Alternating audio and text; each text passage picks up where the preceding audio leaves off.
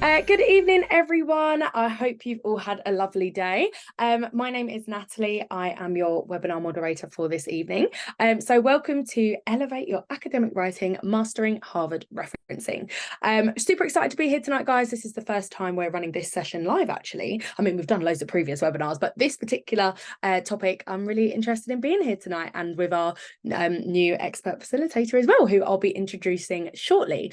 So if you can't hear me at any point, guys, please do let me know in the chat box, or if you have any technical issues. If you have any questions, even throughout as any of us are speaking, that's fine. If you'd like to direct them to the question and answer box, it just makes it a little bit easier to monitor instead of things getting lost in the chat box. But yeah, that's just a bit of housekeeping from me. And yeah, good evening and thank you for joining us tonight. Okay, so to get onto our agenda, we've got a little icebreaker. Don't worry, it's nothing too daunting. So we'll get to know some of you guys in the room, and then we'll be getting to know our expert facilitator tonight. And then we're going to be understanding a bit about Harvard referencing, the correct way to create a reference list, as well as strategies to avoid plagiarism. Yeah, definitely don't want to be doing that. And then we'll have our question and answer session with our expert facilitator towards the end.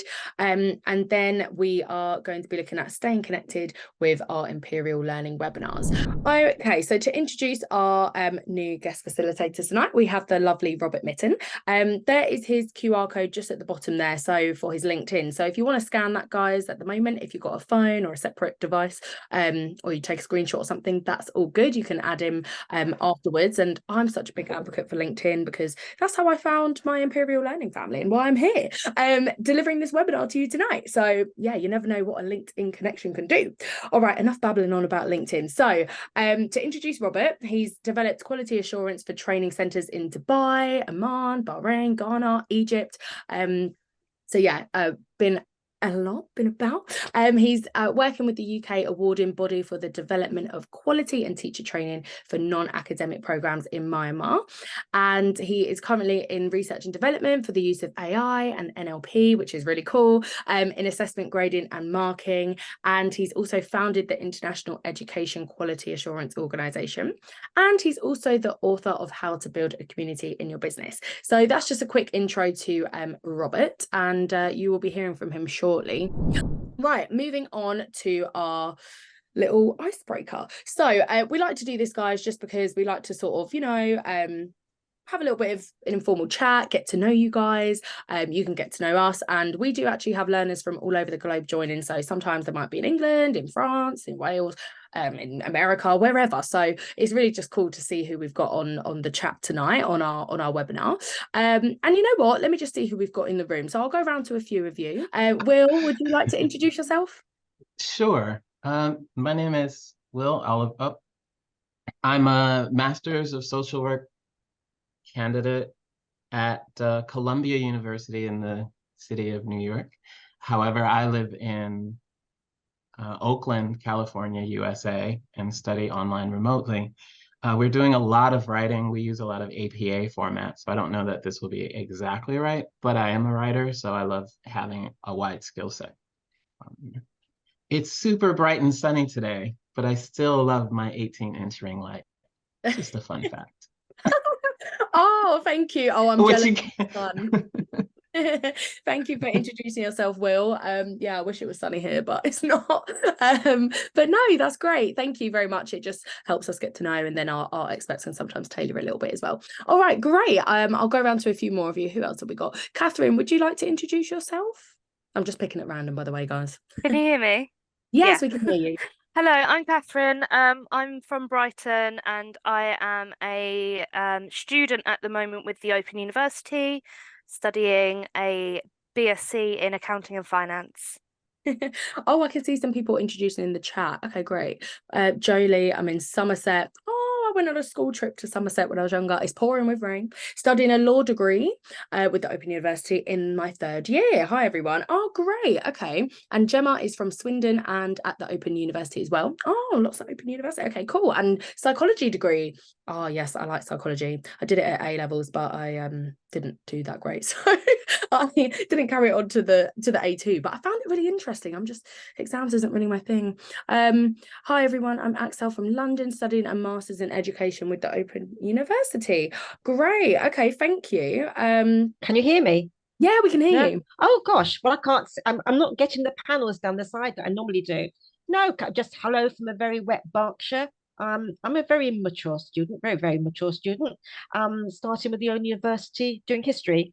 And I'm quite interested in tonight because I'm really struggling with referencing. Nice. Okay, thanks Valerie, thanks for that Okay. introduction. Yeah, I know what you mean. Yeah, I really feel like I'm being transported back to uni days. I love it. And David from Cheshire, yes. Lisa from Scotland, mum to 3 kids, just started level 1 study with the Open University on an accounting and finance degree. Okay, great, thanks guys. So we've got a real mixture in the room and a lot of people at Open University, which is great. Maybe you'll make friends now on here. You can mingle with each other after, get each other's LinkedIn, why not? All right, thanks so much for getting involved with that, guys. It's just nice to know who we've got in the room, and now you know us a bit more and we know you. So okay, right, what I'm going to do, I'm just going to give control to Robert. So I'm going to be handing over to Robert now. Perfect, thank you, and thank you for everyone's introductions. I'm in a wet East London right now, though my accent, you'll probably tell, is a bit northern. I'm from Cumbria, up in the Lake District. But thank you for joining today. It was interesting to know where you all are. Throughout today's session, we're going to be covering quite a few key areas, so we've broken it down into different sections. We'll be starting off looking at in-text citations before linking it into how we then reference it, how we catalogue it at the end of our pieces of work. Following that, we'll be looking at best tips to avoid plagiarism and looking at examples of how we could potentially improve our paraphrasing.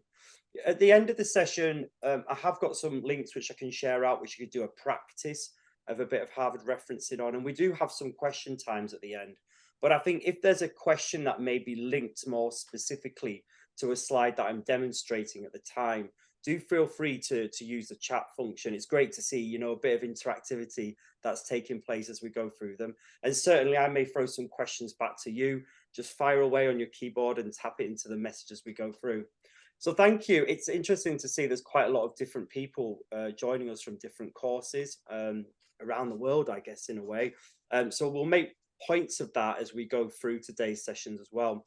I know there's a lot of different literature that could be different if you're maybe on a social sciences course to maybe a business degree, but fundamentally this all rolls into the Harvard referencing system. I think it was, I can't remember who mentioned it at the beginning. It was Will. I know you said you're currently using sort of APA. There's many different types of referencing out there.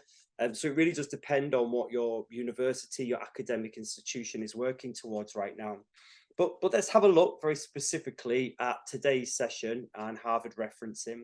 So Harvard referencing, originates back to the 19th century from Harvard University.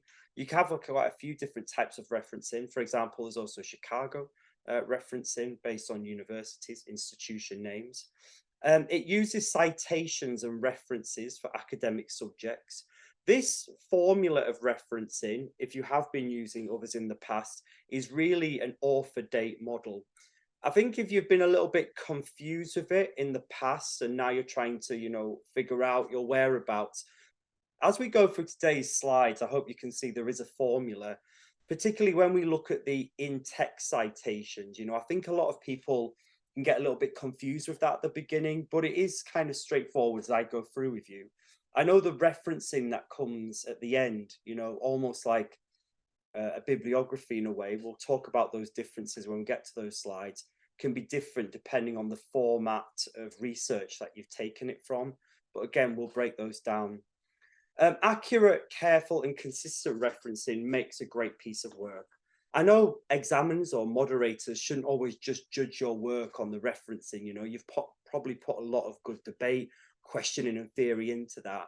But, I think sometimes when you are sat on the sort of examiner part of things, you can look at how referencing can impact maybe your grade or how seriously someone may take your work. If it's a little bit sloppy or if it's kind of in different formats, maybe the work may not be taken as seriously as it should do. So we just want to fine tune all these skills. By the sounds of it, it looks like you've all may have submitted work already. As we were going through the messages just then, there's a few of you on your first year, right the way through to your third year. So let's try and fine tune these as we go through today's session. So we're going to start off with in-text citations. So we've got the in-text part, and then we've got our referencing, our cataloguing, which is going to take place at the very end of our assignment, dissertation, or research paper. So we'll break this down step by step. So as we've got here, in Harvard referencing, you include brief citations within your text or your paper to acknowledge that source of information. Now, what you need to remember from this point, and again, we'll cover it when we get to the referencing at the end, is what you do list as your in-text citation needs to match up with what you put in your referencing at the end. I think that's, first of all, one of the most commonest mistakes that people make in Harvard referencing. You may cite something in your work, but then you may miss it out on your referencing at the end, or vice versa. So just remember that as we go through these points. In-text citations typically include author's last name and the year the publication took place. At this stage of referencing, that's all it needs to include. I've seen some examples before where people include the last name followed by the initial of the first name and then the year. Forget about that initial. All we're looking for in this part of the in-text writing is the author's last name and the year. I'm going to talk to you a little bit about the bracket situation in a moment, because it can be different depending on the situation of the writing that's taking place. So author's last name and year of publication. Now that could be the year of publication, you know, whether it was a book, an academic journal, a newspaper article. I'm going to fine tune all that as we go along. So, you know, let's get to that in a moment. Now, if we have a look at this, I wanted to put this piece of work on here because it was a good example of two different citations in a piece of text and where those brackets go. So let's both read through this, and as we read through it, I'll explain why it's been done in this way. So that's a few researchers in the linguistics field have developed training programs designed to improve native speakers' ability to understand accented speech. Then we've got authors' names and year of publication. Now, there's a couple of different types of publication here. You can see 2 years. I'm going to explain that later on. But what I want to get at in this piece, and I'll explain it in the next slide, is the author's name isn't linked. It's not flowing with the work as much. It's just a summarization of what they've said, which is why the brackets are like this. Let's break this down. Let's go to the next sentence. Their training techniques are based on research described above, indicating that comprehension improves with exposure to non-native speech. Then we've got Derwing et al. I'll explain that in a moment. 2002 conducted their training with students preparing to be social workers. So here we start to see something a little bit different taking place already. In this second citation, the brackets only appear in the year because the author's name has become part of the sentence. It's become part of the flow of the work. So let's just recap that again. So Derwing et al. 2002 conducted their research and training. So you see it flows nicely. Now I've got different examples of that in a moment, which showcase how you may fit the name into the sentence. But there's some of the two key differences that we just need to think about in this stage. The first one, the author's names weren't part of that flow in the sentence, you know, so we're just bracketing the name and the year in one lump. And in the second one, the author's name was, and that's where the bracketed year comes after. As I do go through these slides, also pay attention to the fact that I've also started to reference the images on these. This is another example. Like down here, because you would typically reference your images as well, which is really good practice. And a lot of people do forget about that. So as you can see here, I've got Fig 1, examples of in-text referencing, and then I've bracketed everything together because it wasn't part, you know, it's an image, you know, so it's almost like that first piece where it's not part of the flow of what we're saying, but we just want to put the reference on there to acknowledge where the image came from. So images can be just cited exactly like that, exactly as if you were putting it together. And later on, I'll show you how you reference the images later on. So let's have a look at some examples to break this down. I'm just going to skip a few slides for the moment. So remember what I said about whether the author's name flows in part of the sentence or if it doesn't flow in part of the sentence. So here are some examples of good practice for in-text citations. So example one, like I said in that last slide, this is where the author name forms part of the sentence. So in this one, Mitton, 2023, states that the statistics were, and the sentence flows, right? The same way that last one in the last slide where it said Derwin et al. The author's name could be brought in midway through a sentence. It's naturally flowing, all right? Example two on this one, when the source is attributed, but the author's name does not form part of the sentence, then the author's name and the year flow into the brackets. So there we've got extensive research by Mitton 2023 demonstrates, because if you were to take that author's name and year out, the sentence would flow, right? Extensive research demonstrates. You've just cited where that extensive research came from. I think fundamentally, that's two of the big golden rule there when you're doing in-text citations. If the author's name is part of the sentence, and if the author's name isn't part of the sentence, and that will determine exactly where your brackets grow. If it's inside the sentence, the brackets just go around the year. If it's not part of the sentence, the brackets go around the author and the year. Simple as that. Keep it at that for the moment, and we're going to move things along. Now, example three is a little bit more different. So when citing a direct quote, you must then include page numbers. So here's a little bit of the difference. Because if you were just bringing in the work by paraphrasing, or if you were forming it as part of the sentence, you would just put the author's name and the year. But if there was a direct quote involved, you would now add the page number. And that's just a slight difference in there. So in this one, as you can see, I've got a quotation. The results have been said to be, operating at optimal levels of success. Mitton 2023, page 23. Again, that golden rule that I told you initially still applies because, the author's name, Mitton, doesn't flow in part of the sentence, exactly like example two. The only difference that we've put on this one is that we've included a page number because it's a direct quote. So still the golden rule applies. It's just that we've added a page number.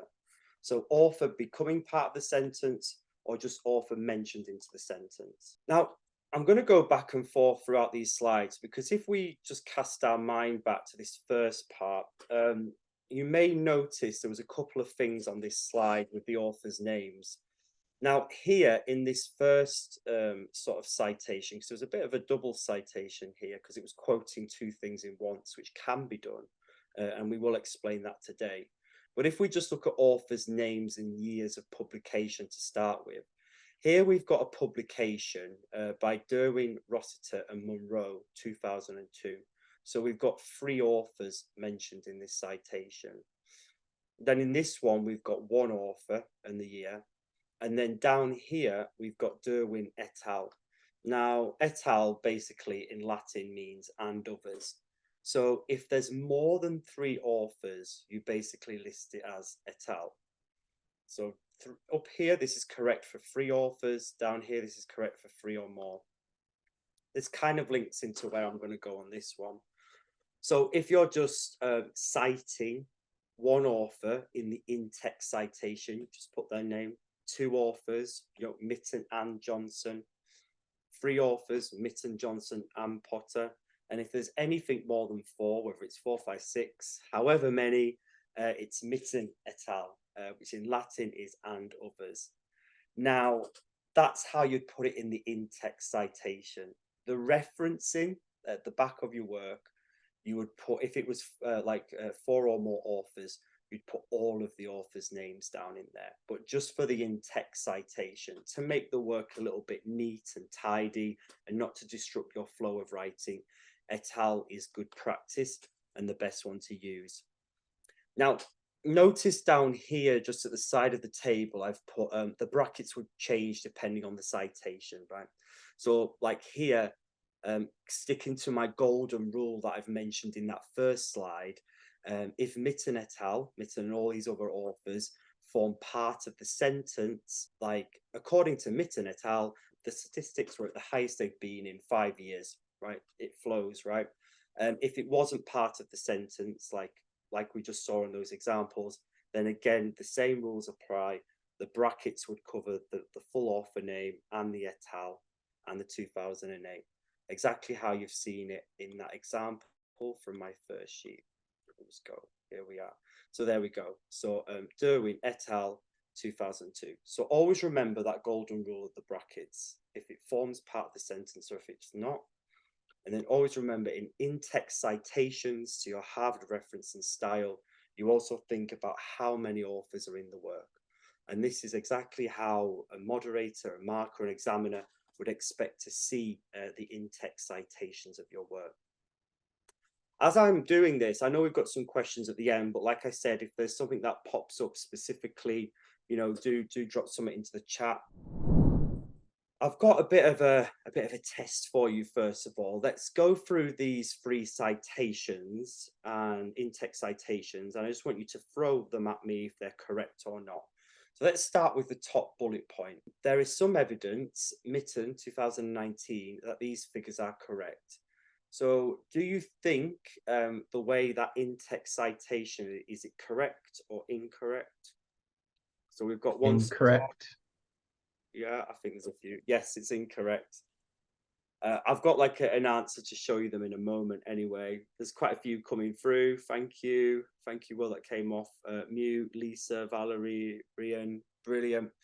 So the next one, Mitton 2009 has provided in-depth evidence that the figures are incorrect. What are we saying? Correct, incorrect? It's like, place your bets now, please. Rian is saying correct. Valerie's correct. Yes, yes, you're correct. Amazing. Reads nicely. Yeah. Sorry? Said reads nicely. Yeah, it reads nicely. Like I said, the author is form part of the sentence. That's the main thing.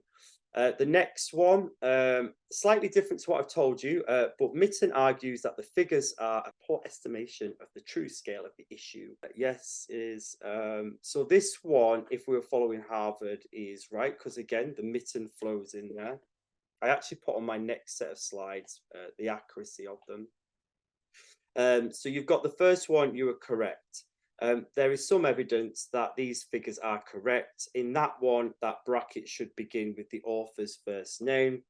In this second sentence, Mitton 2019 has provided in-depth evidence that the figures are incorrect.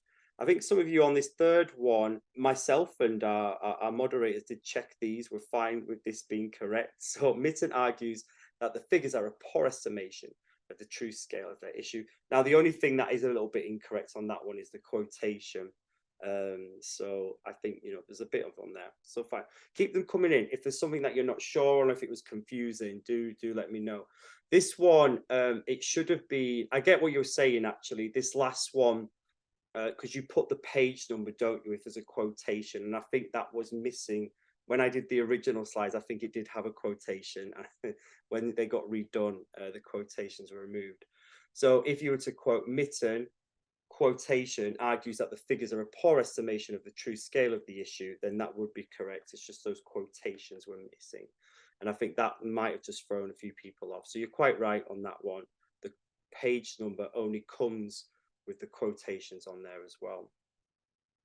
So good examples. We're kind of going through this a little bit more. I'm staying with the fact of in-text citations still for the moment. So we've just shown you about authors, right? And we've got that whole concept of flowing and not flowing in the sentence and how to cite multiple authors at once. But then you may be wanting to cite things such as newspaper articles, journals. Whilst the majority of them will have an author, the form of publication, some of them may not. So in that instance, you can cite maybe the website that was part of. So let's have a look at what this slide is going through. So websites can be written in text like a book. If you know who the author is, you can also use the organization or website name to replace the author. So for example, if I wrote an article for BBC News, If my name as the journalist or the author of the work was not listed, then I could cite it as the actual source of the news. So I may put BBC News 2023. Later on, when I do the referencing, I would add the detail, right? What actually was the news story, etc. So the part of the publication can become your in-text citation if the author's name is not present. That tends to happen not so much in news stories, you know, online or print, but you may sometimes see that in blog posts. If there's a blog post maybe completed by an organization, they may sometimes miss the author off. So that could be one example of where you do this. Articles and journals all follow the same process of in-text citations. So again, you can simply just replace the author's name with the source of where that information came from. Blogs, like I said, may not have pages, but it's fine to leave out the page number. Again, blogs sometimes seem to be that one that can be a little hit and miss. As I just mentioned then, blog posts can sometimes, unless it's an individual blog, because of course they want to get the recognition of it. But if it's one that's done by an organization, you tend to have just the name of the blog. Also, blog posts are more common at not having maybe a page number if you're doing a direct quotation. The same if it's a website, right? If you wanted to put a quotation from a website journal, the article may just be one page of the website. So if we go back to some of these examples, sorry, this screen is just a bit slow. Where are we? Let's go back a bit. So say if you were, so if we looked back here at example 3, when citing a quote, if the page number is not there, you can just leave it. So if that was a blog, you would just simply put name of blog post, unless the author's name was there and the year, and you can simply miss out the page numbers. There is some rules to information being missing later on down the line when we do the referencing, you know, the cataloging for your in-text citations. But as you're writing it on the piece, that's all you need to know at this stage. And it's quite common, I think, in, you know, for journals and blogs, I mean, depending on the course that you're doing with your institution, you know, I think blog posts and newspaper articles could be seen as, you know, quite sufficient pieces of evidence to reference if you're on something like a business degree or something like this. Maybe if it's more social sciences, you know, you may be looking at more journals, textbooks, things like this, but they're quite good to list in there. Later on, when we go through the referencing as well, I'm going to be showing you things like how you would reference many different things, from podcasts right the way through to academic writing to YouTube. So a lot of things can be included in the Harvard referencing. There's pretty much everything. I'm not going to go for everything tonight, but as we get to those final slides, you'll start to see it all taking place.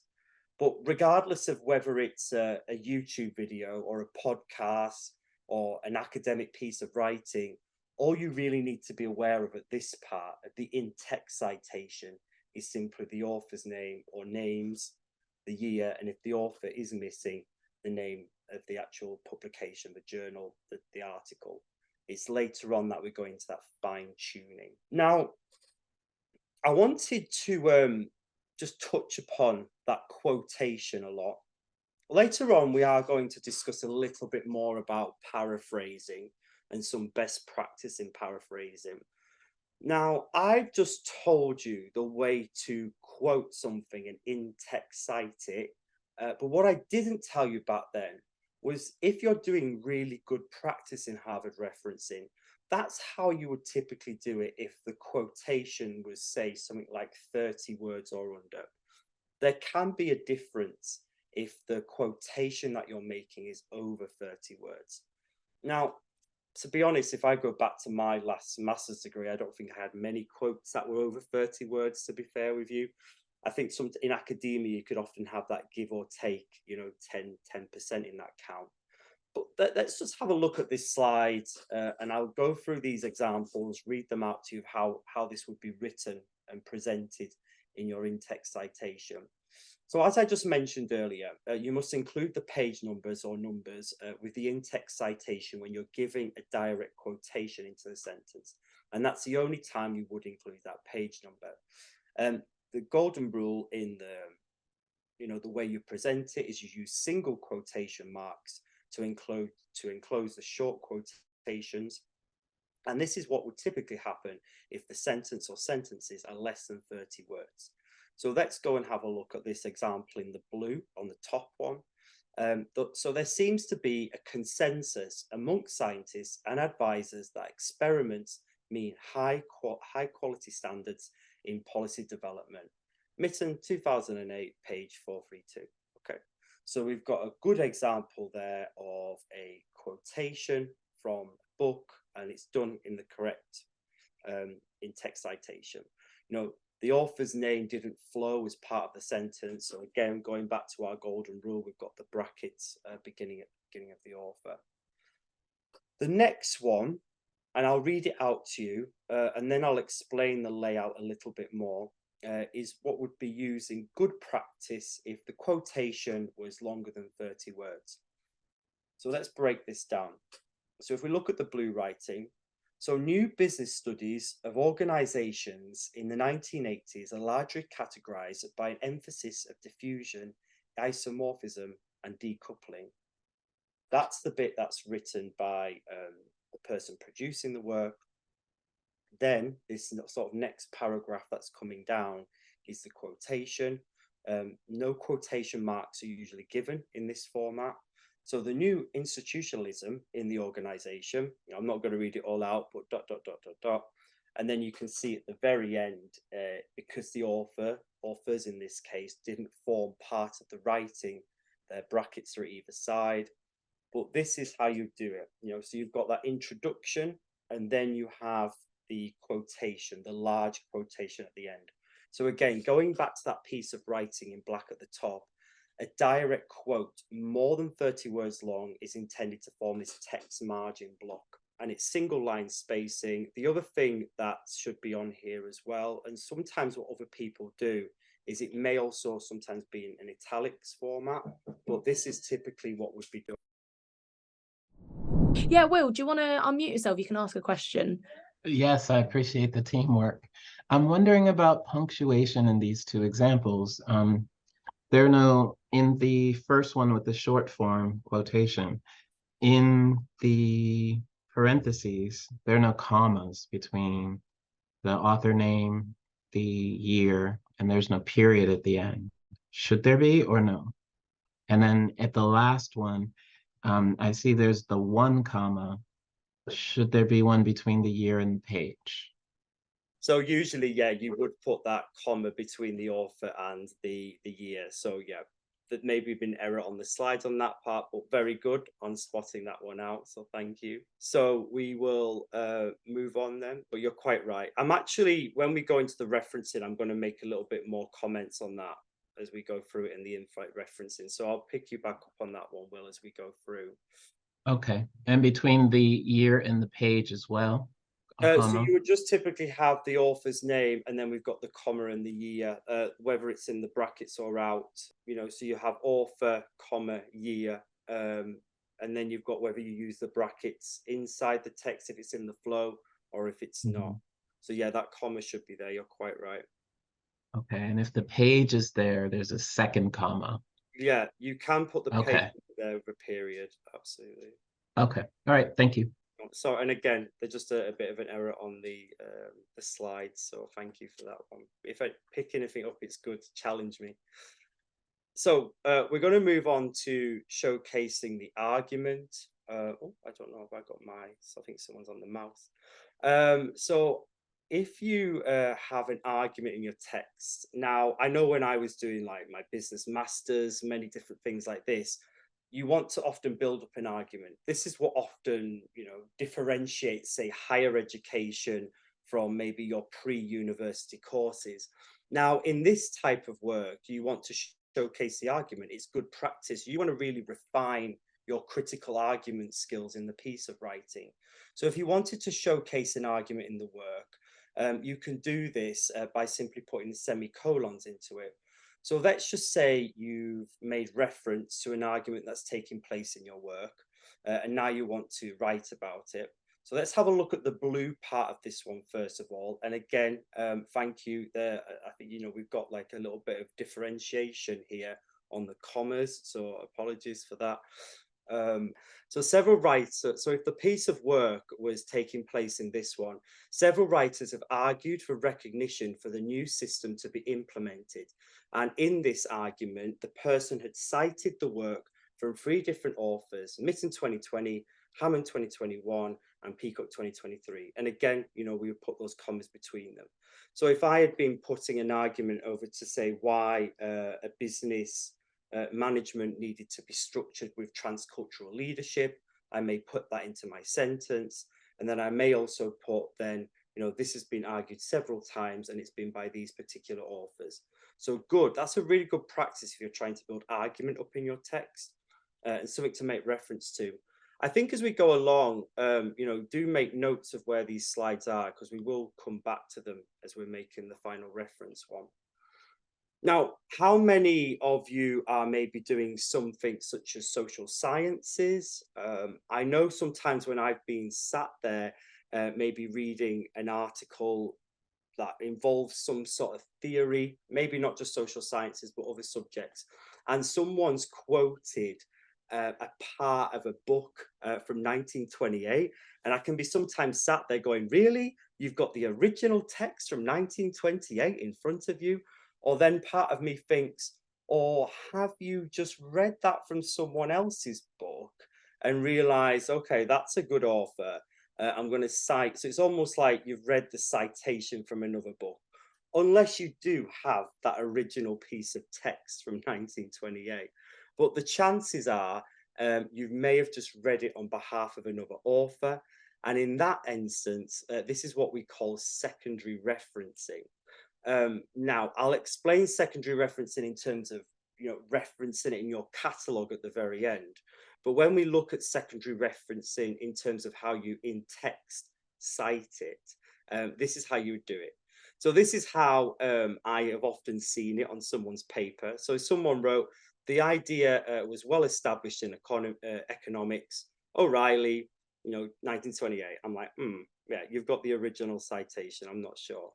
If you really wanted to second, so say if you actually read a book by Mitton 2019, and inside that book, Mitton had cited the work of O'Reilly from 1928. This is called secondary referencing. And again, a good piece of a good example, a good piece of practice for this would be O'Reilly 2018 as cited by Mitton 2019. You know, if it formed, again, that rule with the brackets, or then we've got in O'Reilly's 28 study cited in Mitton 2019. So do remember secondary referencing. I think if you were to put it like this, not only is it good practice, I think it showcases your ability and skill.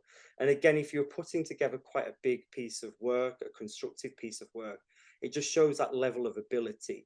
I personally think, you know, if you're at that level and you feel confident already within text citations, using things like secondary referencing that I've just made reference to, and using things such as, you know, building up the argument with multiple authors, that really does showcase and fine tune your skills and ability. Many people on this session are going to be at different abilities.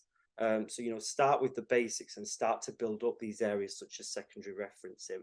I'm just going to a couple of things on the chat before I move. I know I need to pick up my pace a little bit as well.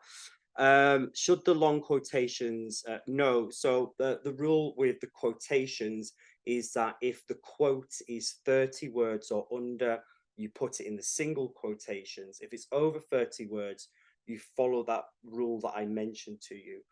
So only in very sort of quite big situations that you might use that over 30 words, maybe if you're quoting a part of a speech or something like this. Just going back to the chat, very nice. I didn't know how to manage multiple authors tightly at the end of a paragraph. Great. Secondary referencing is great. It's one of the biggest skills you could probably pick up, because again, it's like, unless you do have the original manuscript from those days, that's good. So they're the principles of in-text citation. Now, what we want to have a look at now is a reference list. Now, some of you may have called this maybe a bibliography before.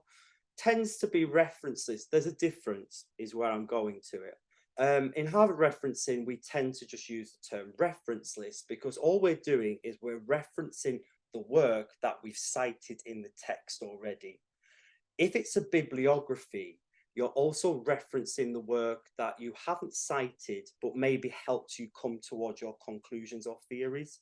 So, for example, in a dissertation, prior to you writing it, you've probably done a lot of literature reviews, and you may have done just a lot of forward reading to then come to the conclusion of what you wanted to write about. And if it was a bibliography, you'd include those pieces in the reference, even though they're not cited. But Harvard reference tends to just stick to a reference list, a list of what's cited in the text. So just be aware there are differences between reference lists and citations.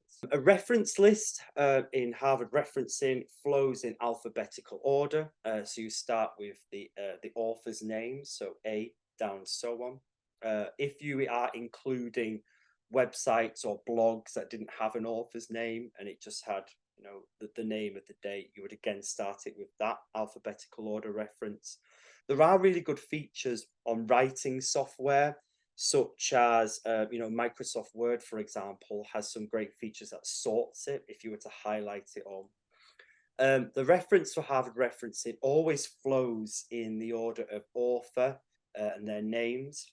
And in this case, you do put the initial letter. We're going to have a look at some examples as well in a moment. And its most common error in students, like I mentioned at the beginning, is that they miss off the things that they've cited. So make sure you do a double scan, a check of what you've cited. Even if you were, when I showed you those examples of, arguments, each of those authors' names in those arguments would need to be cited.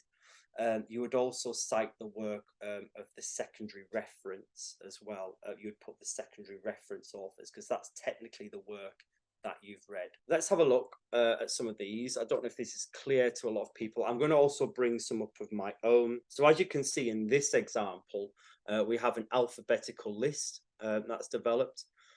This top one is a good example of a book reference. So here we've got two authors, and as you can see now, we have the author's initials. As I mentioned earlier on, the author's initials wouldn't appear in the citation. It would only appear in the referencing at the very end. So we start off with authors' names and initials, and they would flow in that order, last name, comma, first name, and if there's a second one, and so on. You always have the year in brackets that would follow that. Now, the word that always appears in italics in this one is always the name of the publication. So as you can see in this one, the italics is, what the author wrote. This happened to be Pickard's Manual of Operative Dentistry, 9th edition. Now, in the book reference, you would then write down the place in which the book was published, followed by the publisher. Now, moving down, let's have a couple of another ones. This next one that I've written here is a good example of a digital book. So here, the same rule applies as you have done with a normal book. We've got the author's last name, initial, followed by the year of publication. We've got, again, I don't know if you can make it out on this one, but there is an italics format on there. The book is called The Sunrise. Now, how we do this here is very similar. You would have available at, you would link the website on there. So the website in which the book came from. Now, you would use in a digital book in good practice, because in a digital book like a Kindle, you've downloaded the book. And I think this is what can be very different to the term, available at. Because if we just have a look at some of these examples on here, on this example of the digital book, we've got downloaded on the 17th of June, 2015, because this was a digital book downloaded onto a device. Now, that's very different to if you're looking at a web page, or maybe you're looking at a journal, which is online, you've not downloaded it. Like if we just scroll our eyes down a little bit here to the journal and the web page, I'm going to go through them in more detail. But what I just want to focus on in these right now is the date. It says accessed. So the words changed to accessed on this one and accessed on the thing. So books that are downloaded, you would just put the bookstore. You don't need to put necessarily put the direct link to the particular store because you've put the author's name. It would be able to be found quite easily and downloaded instead of accessed. So we've got an example of a book, a digital book. Journals, let's have a look at this one. And I'm going to show you some clearer examples in a moment. So in the journal, same rule applies. We always start off with the author or author's names. So in this particular journal that's listed, we've got 3 authors listed down. You can note how it's referenced with the commas. You then have the year of publication, the year that that journal was published. Now, this is where the difference comes in the italics format. Now, we have the name of the article. And this is the same thing when it comes to newspapers and websites as well. The article will be in standard font. So this article, the efficiency of functional movement, screening and predictions of injuries in Coast Guard cadets. Interesting. Now, the actual publication is the one. So it's actually the name of the journal. This is the one that's being published right now. The Journal of Strength and Conditioning Research. That's the parts in italics. And as I go through some other examples of this in a moment, that's what we're going to focus on. The difference now when we get to the journal is we're going to actually write page numbers of journals if there was an article number in there. So here we've got 29 pages, 1157 to 1162. It may be also part of a wider journal. You do put a lot of the detail into this. And again, when I slip to my slides in a minute, I'm going to show you some clearer examples of this so we can have a research. But journals, yeah, you've still got the name of the publication in italics. It's just the title of the piece of writing that's not in italics. And we're starting to include page numbers for the first time. Websites, I know Wikipedia isn't the best example, but websites are exactly the same as a book. In this particular one, there was no author present. So we've replaced the author with Rush, the name or whatever the heading of the page was. But if that was an author, it would have the author's name, again, followed by initial. We have the publication. So as you can see here, Wikipedia is in italics, and this is available at, there we go.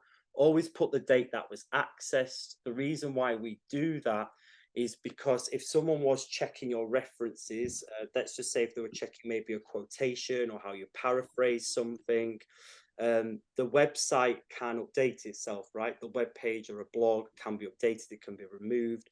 So we put the date it was accessed in case it was edited following on from that. The golden rules of referencing are on there. I'm going to pay attention to a couple of things on here that are going to look slightly different on mine. For example, the use of brackets. In this particular example, they've used, comma brackets. Typically, there's no massive rule or correction of it, but I often think best practice is to use the squared brackets. And that's when I want to jump through into mine. I just want to jump a couple of spaces ahead to show you some examples here.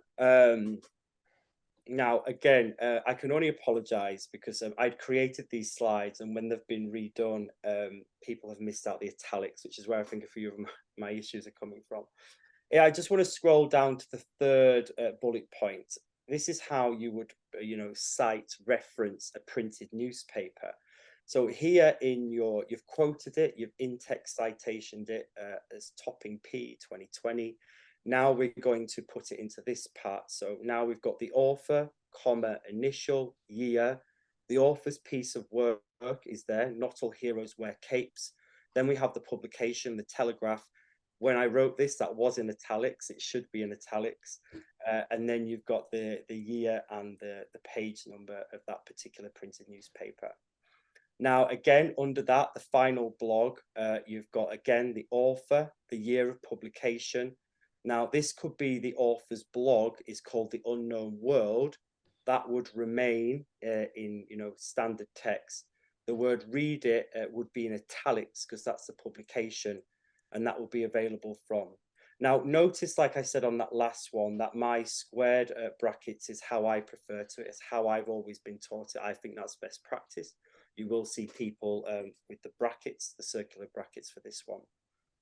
Now, I don't know how many of you, you can just put like a yes or a no. How many of you frequently use journals? I can imagine there's quite a lot of you. Because we're going to, yeah. There's a way to cite a journal using a DI number instead of a URL. Why would you do that? Let's just bring this down. A lot of journals, right? Yeah, I get you. I get you. Journals can have digital object identifiers. Now, if this is new terminology for you, it basically helps to identify the journal a lot quicker. Imagine if you do have that examiner that is checking your work and you kind of almost in a way want to make their work a little bit easier for them. So what you could do, if I just scroll back to this article, you see here how we've got this quite long journal and we've had to, I mean, this available for a journal is quite short, to be honest with you. Usually the URLs of journals are quite long. It takes up quite a lot of space on your referencing list. When we go to do a journal with a DOI, so a DOI is a digital object finder. Now, usually when you are looking at the journal, you can often find the digital object identifier number within the journal piece. Usually it's at the beginning or not. If you can't find it, just make a note of this website right now, crossreference.org. If you wanted to tidy up your referencing at the very end, what I would suggest you to do is to go to crossreference.org. And when you get to that page, you'll be greeted by a main homepage. Simply put search metadata, and then you'll have a little box that comes up and you're able to put the journal name, the author name, and it will search for your DOI number. You could also do it in reverse. You could put a DOI number to find a reference. Why am I telling you to do that? Because when you look here, if you were to now reference the journal with a DOI number, it can just become a little bit more tidier. Because like I showed you in that other example, that was a pretty short URL, to be fair with you, for a journal. This just makes your referencing a bit tidier, a bit more slick. And also, like I said, for the person, the examiner who's looking at your work, it can just make their life a little bit easier. So again, a journal with a DOI is author's name and the year of publication. Again, apologies, that was there when I wrote these slides. Then you've got the title of their piece of work, developing platinum standard. The management online would be the bit in italics. Now, usually would use the part of online to make sure it's an online journal, because some journals could be offline. And in that one, we'll go through the slides in a moment. We've got the article numbers, the page numbers, and again, available from, but in this instance, we're writing the DOI number, the digital object identifier, instead of putting the long URL number. And always remember to put the date that it was accessed. And like I said, best practice for me would indicate putting that into those squared brackets. So we've got different things building up, right? I know there's a lot to take in. So many different types of references, so many different types of things that you can put into your reference list. I don't know if any of you have ever come across any books like this, you know, where the book has been written, say, by multiple authors, but then each chapter may have been written by a different author. So this is, if you were putting that into your in-text citation, you would write so say if in this example, this book is Surviving the Century, let's just say in your main text, you were citing the work of chapter 2, which was written here by Herman Scheer. So in your in-text citation, you would put Scheer H, right? Simply like that. You wouldn't put every author's name. You wouldn't use the et al. But when you are then putting it into the actual piece at the very end, you would write again Scheer H. So here are a little bit of not just the referencing, but how you would cite it.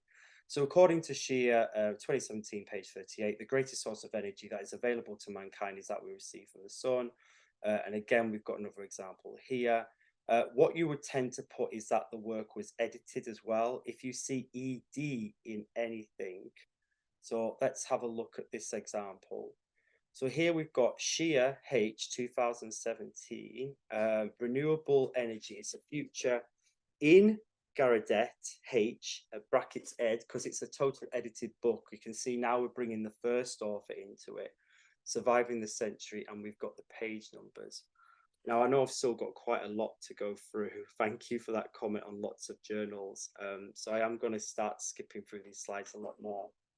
You would cite this essentially, that's how you would cite it. And if you were putting it into your references at the very end, you would be able to put, again, the author first. The author of that particular chapter would be the main thing that you were looking for. Now, I don't know if any of you would use these forms of citations yourself. I think, I know for myself, in like business and management degrees, we would cite things like YouTube channels, podcasts, company reports. There's quite a lot of things you would cite. I just want to have a look at this YouTube one first. The reason why I've put sort of my name and then Sarah O'Kane in red, because if you were doing a YouTube video, on the in-text citation and on the reference list, you would put the author, the owner of the channel, not the person in the video. So if it was a YouTube video with a presenter presenting, let's just say it was a YouTube video by a woman called Sarah O'Kane talking about business development. Sarah O'Kane is not the author, not the owner of the video. So if it was my YouTube channel, I will put my my name. If the YouTube channel didn't have an author name, then you apply the same rules as if it was a newspaper. You know, if the YouTube channel just had Business Daily, then here in where I put in the green, you'd write Business Daily 2003, Sarah Kane, Business Development. And I just wanted to put that one by you. The same rule applies, as you can see, on the second reference for a podcast. If the podcast owner is the person who would go on the referencing, so who'd go on the citation and on the reference list.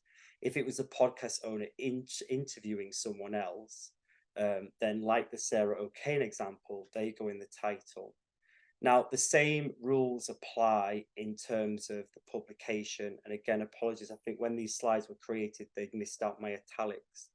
So here, if we look at my podcast example, I've got Mitton R 2023, and then the title is Robert Mitton on HR Solutions. Now, the name of the podcast in this example is Join Up Dots. So that would be in the italics. So remember, everything that has the name of the publication is always in the italics, whether that be the name of a blog, the name of a podcast, the name of a newspaper, the name of the journal. So the article is different to the publication, which is in the italics format. Next one, company reports. Maybe if you're doing some sort of management, you would quote. On a company report, you wouldn't typically, have the author. So in this one, you would typically just use the name of the business. So if I was in text citing it, then I would just write, according to Virgin PLC 2022, ... So I would, again, when there's no author applies, you put the business name or the publication. So the same rules apply to if there was no author. When you come to then add the referencing at the end, you'd put, again, the name of the business report, followed by the year in brackets. The name of the publication in this one is Annual Report 2022, so that should be in italics. And again, you'd use the available form. And like I said, Access in my world would typically, you'll see people use different types of brackets, but best practice for me is in the squared brackets. So we've got some examples there of using YouTubes, podcasts, of company reports. We're trying to have a look. Always cited the same. It's just very different when you are then putting the reference list together at the end. I mean, if you go online, you'll also see many different types of citations and references, as well as doing company reports.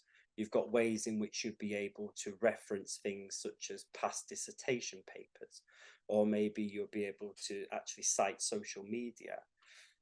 I know earlier on, if you remember, I actually spoke to you about, how I showed you how to cite the image. Do you remember? And I put figure 1, and then I used the full closed brackets because it didn't form part of the structures what we were saying. But the image is still an important one. Whilst it's not on this list, you would put, if you were to reference that image at the end, you'd put the origin of the image. So let's just say I took that image off BBC News. So I put BBC News and then the year, because, you know, it's an article, it's probably going to have a year it was publicated. I would then put in brackets pic or image, and then I would put a description of the image. So if you cast your mind back to that first image that I cited in text, it was example. So I'll just put image of text citations according to Harvard reference, and then I'd put, you know, the available at. Now, whilst that's not on these slides, I just kind of wanted to bring that to your attention. I know not in all pieces of work you will use an image to reference, but again, that's a good thing to remember. And again, it just shows your level of detail and understanding with the Harvard reference systems. So what if things are missing? You know, I know earlier on we joked a little bit about how if, for example, the piece of work, you know, secondary referencing, for example, what if you did have that original manuscript or that book, but quite old or bits of it was missing? But that can happen also in quite a lot of modern day pieces as well. So we can use words that replace that. So if there's a missing author name, you could just put anon for anonymous. If you were to cite that, it would just be anon 2023. If you were to put that in your referencing list, anon would be with the A's at the top of the referencing list, because regardless of whether the author's name was there or not, we're still following that referencing list in alphabetical order. So no author or authors, anon is quite perfectly fine to be used. And again, excellent practice for Harvard referencing. If you have no date of publication given, so you'd put ND, basically, no date. So let's just have a look at an example of that, of an in-text citation. So if it was a thing with no date, you could just put according to Mitton, and then, you know, depending on your use of brackets, you could put ND, ... And then when you do the referencing at the end, you would just again put the ND instead of the year. So you would find that out. No place of publication is given. We only really use the publication if it's a printed book or a printed journal. I'm just going to jump back a few slides because I want to show you this. We didn't look at it in the past. If you've not yet looked at a book before and where all this information is, if you open a book, very simply on this first page, you have the author's name followed by the name of the book. It's on this second page. Yes, we will soon, Natalie. It's fine. I think I've got till about 7:15. We'll then use the place of publication up here. So usually it says like Oxford or a city, which is great. And then we usually have the years of publication. So we've got the place and the year. Now, if we go back to the next one, where are we? So yeah, if we go back to the next one, we have the year of publication. So that could be missing. If the place of publication, so it didn't have Oxford or anything like on there, you would use sine loco. That's probably my terribly bad Latin, but you can just use SL. But that's what it means in Latin. Basically, no place of publication, no use. Now, if the publication of the publisher was missing, quite one of the most lesser ones, but if the publication was missing, you can use SN. And if there was something else that was not known, you can just use NK. Now, again, those would just be put into your in-text citations alongside of the actual main referencing. So that's a little bit of things we're missing. So you're starting to build up now this big picture of the in-text citations, and then also of what's going to be happening when we look at the actual reference list. Remember, it's a reference list, not a bibliography, which is most commonly used in Harvard referencing, but you can technically you still use the bibliography. So how do we avoid plagiarism in the first place? So what is plagiarism? And plagiarism is more common now, right, in terms of AI. As you saw on the slides at the beginning, I actually do a lot of work into AI and understanding grading systems. But basically, in a nutshell, plagiarism is a form of academic dishonesty. It's where we're either copying text or not giving credit to the original author. And I think that's the differences, right?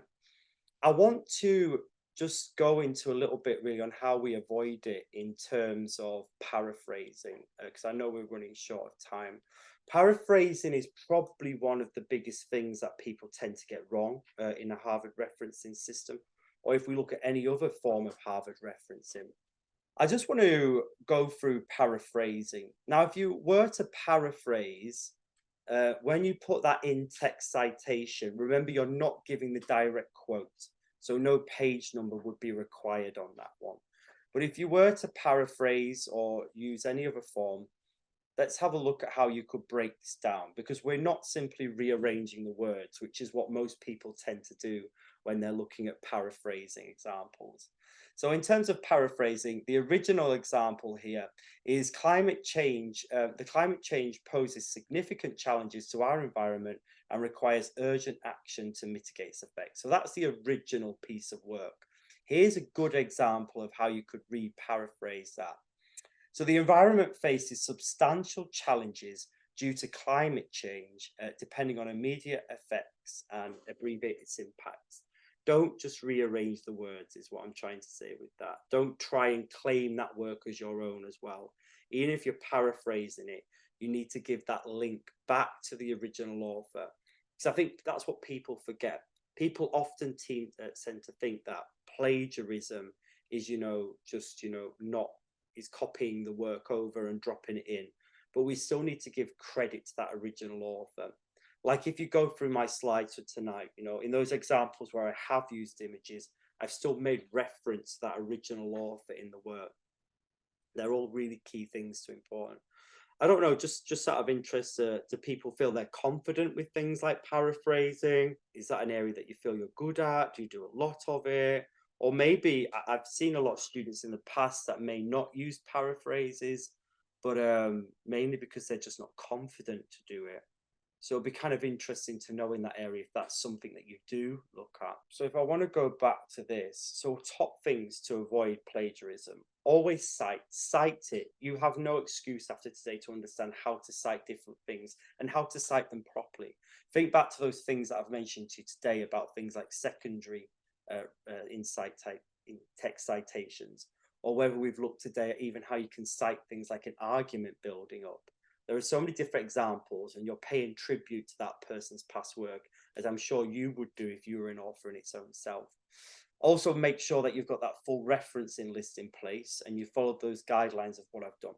There's heaps of examples of how you could list many different things, but I think the core fundamental of it is that you're still following the alphabetical list of order, of author first. If there's no author there, then you're putting the name of the article, blog, or the word anon, and then you're following the guidelines of what I've explained to you about each of those ones. And we've given you quite a few tonight, from books to journals to podcasts, YouTubes, many different forms. In fact, everything can be cited. I didn't use it in this one, but even back when I was at university, there was even ways of how you cite like a CD-ROM. When you used to get things like in Carter, things like that. Yep, there's ways you can cite those types of things as well. We don't want to steal others' work. This can obviously have big impacts on your academic journey and also your professionalness. To draw up these sort of bad habits at such an early stage can impact you on your career and moving forward. And also you think, if you're submitting quite a significant piece of work, you just don't want to have that level of guilt or area about it. So just think about that and how to avoid the general plagiarism. Things that I would sort of work about with plagiarism: learn what constitutes as plagiarism. Your institution should have a plagiarism or malpractice policy to which it belongs to. If you haven't already seen that, it may be in your student handbook or your on-site website. Do check that out. Learn how to cite work questions. Learn how to cite work correctly based off our recommendations, and keep detailed records of your sources. Often when I've finished a piece of academic work, I will then often still keep my source link. Usually I put everything into a folder and keep it safe in case, a moderator, examiner wanted to see back where I got all this information from. Speak to your academic advisor. Most of your universities have this in place, And like I said, that paraphrasing is essential. I think if that's the last sort of tip that we can go on today, that would definitely be it. So avoiding plagiarism are some of the keys.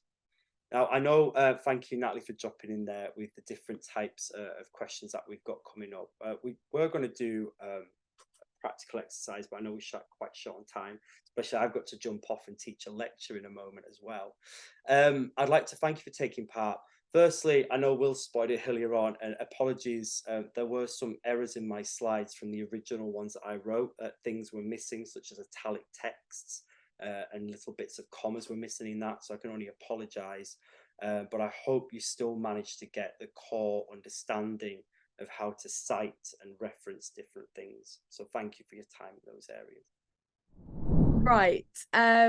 Okay. Yeah, if you guys oh good, people are saying they feel much clearer, very helpful. That's great. In brief, what are the different versions of Harvard? You could, I mean, there's one set of Harvard. It was developed from Harvard University. I think the slight differences that I made reference to, where some people would use a different type of bracket. You'll see that from different maybe universities and institutions, but I would definitely say use those closed brackets. But there is only one. Thank you. Yeah, if anyone has any questions now, Robert does have to go soon, but if you want to quickly raise your hand or unmute yourself, you can ask a question if it's easier that way. Let us know. I know I did skip through quite a lot. I know there's quite a lot of information to go there as time went on anyway. I'm just going to go back just to see if there was any questions from earlier on anyway. How good of an investment is the site? How good an investment is the site and write book? Are you referring to how good of an investment is a book, a particular book? I'm not sure if I got that question right. How good? Oh, right. Okay. No worries. So if you're talking about how good an investment is to buy a book to help you with citations, there's so much heaps of resources online, if I was to be honest with you.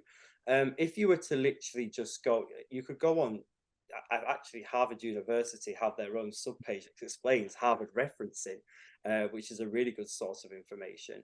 If your university or institution is using the Harvard reference system, then they will have their own support guides. There aren't really any books that explain it, but there's heaps of websites, loads of YouTube videos as well. So I would really go back to your academic advisor, and your school, university, institution will have the right sources for you. Oh, that makes sense. Thank you. Great. Thanks, Lisa. Okay, what I'll do, I can't see any other questions at the moment, I don't think. I'll just quickly, if you do have any other questions, guys, quickly get them in. But I just wanted to say, that we've got a QR code here. If you wouldn't mind, if you do have access to it now, I know we've got to go shortly, but scan that. Please give us feedback, especially because this is our first one doing Harvard and citation and things. It'll be great to get your feedback, as we always want to continually improve our webinars for you guys and the learner experience. So yeah, please do fill that out even after the webinar, but you can get started now. And then we also have these links as well, which is just staying updated with our upcoming webinars. We've got an Eventbrite, and scan those, and if any other topic areas take your interest, then we're always floating about. But yes, let me see if there's and yes, thank you for putting the feedback form in there, Sandon. So yes, my colleague has just popped in the link there as well. But yeah, are there any other questions, guys? Or if you feel like you have taken everything on board, you can put a thumbs up in the chat just so we sort of know that there's no more questions. Let us know if you're thumbs up and ready to go and refer back to your notes and everything. Oh, thank you, Lisa. Have a lovely evening. But yeah, I'll move on to the thank you slide. But like I said, if you do have questions, just quickly get them in. But thank you so much for joining tonight, guys. I'm glad some of you found it useful. And if you wouldn't mind doing that feedback form, that would be greatly appreciated. And thank you again, Robert, for all of your knowledge shared tonight. It's been a great one. Bye, everyone. Have a good evening.